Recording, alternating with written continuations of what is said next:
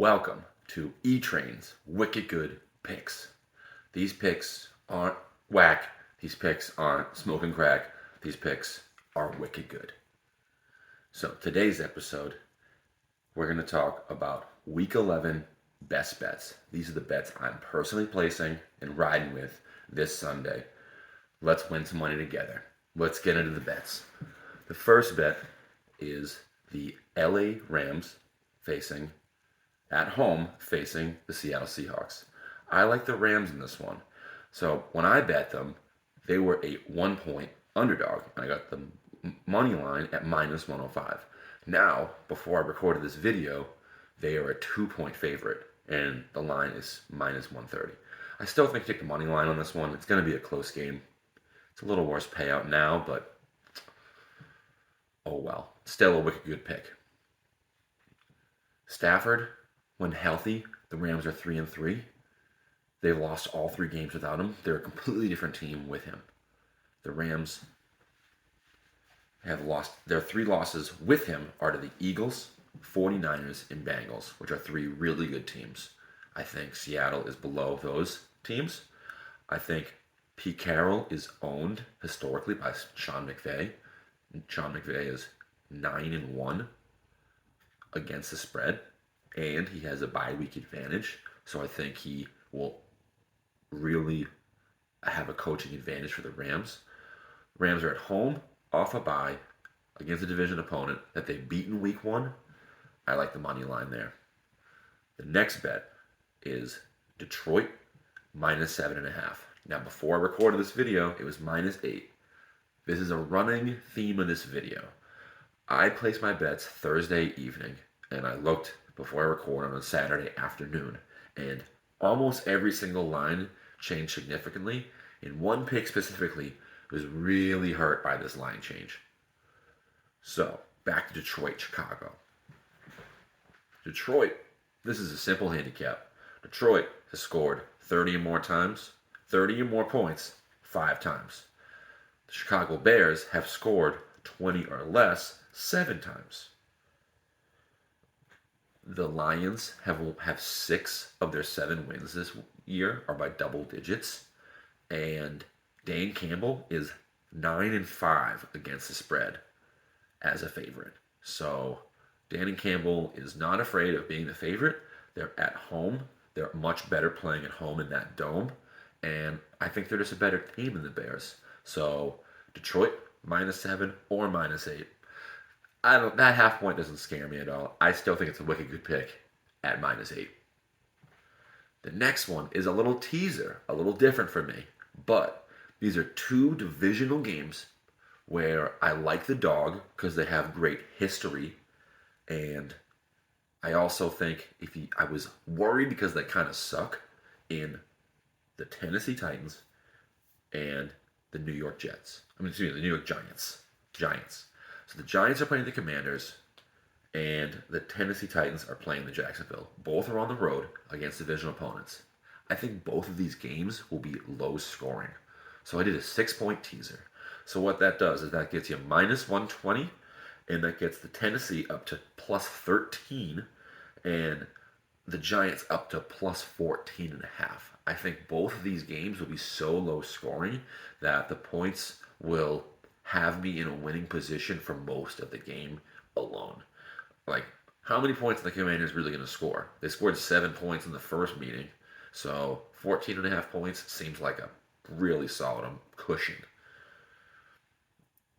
Little 6-point teaser for you. Tease up the Giants and tease up the Tennessee Titans.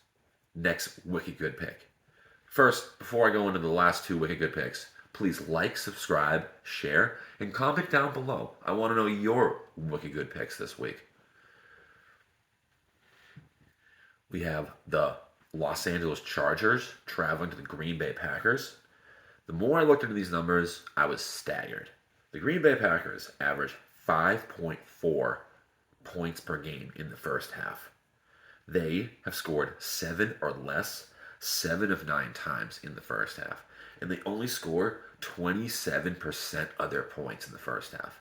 That's kind of shocking where they score almost one quarter of their points in the first half and three quarters of points in the second half. And the Chargers are the almost exact opposite of that, where the Chargers have scored 14 or more times, 14 or more points in the first half 8 times this year. And they average over 16 points a game. So I like the Chargers to win the first half by a field goal. So you get minus 2.5 first half Chargers to win. The Chargers always get to a hot start and they blow it in the fourth quarter because they have a terrible head coach.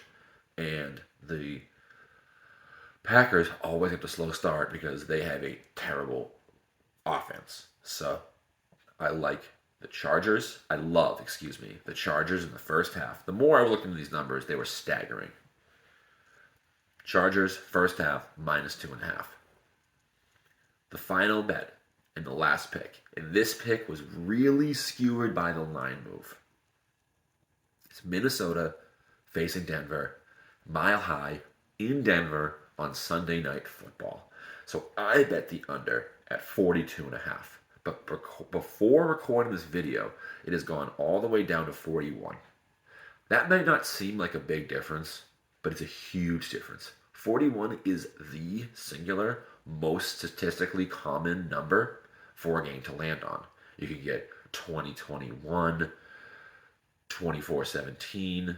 I hate doing live math, but you get the point. 41 is the most common ending score for a football game. So the fact that now it rests right on that, now if it hits 41, it's a push, and if it hits 42, it's a loss. Whereas where I have the bet, those are both wins. I think that sort of changes my pick here. I already have it locked in on, these are all, by the way, courtesy of DraftKings, these odds. So if you can find it high enough at 42 or 42.5, hammer it. Because Minnesota in the last 5 games is only giving up 17 points a game. Pretty good. The defense is really rounding out. I think losing Cousins and Jefferson, the defense has put it on themselves to carry the team, and they're doing a great job. And the Broncos, I know they gave up 70 to Miami and they gave up 35 to the Commanders, but if you take away those 2 games, their points per game falls to 19. So other than those 2 games, they actually have I don't want to say a good defense to give up 70 points, but if you take away those 2 games, their points per game goes all the way down to 19 a game. And let's not forget, it's Josh Dobbs, who's kind of on borrowed miracle time. I think Josh Dobbs is going to turn to a pumpkin any one of these games. And it's Russell Wilson, who I also think is far past his prime. I think this game goes well under 42.5. Thank you so much for watching. Please like, share, subscribe with your friends. And remember, these picks are wicked good.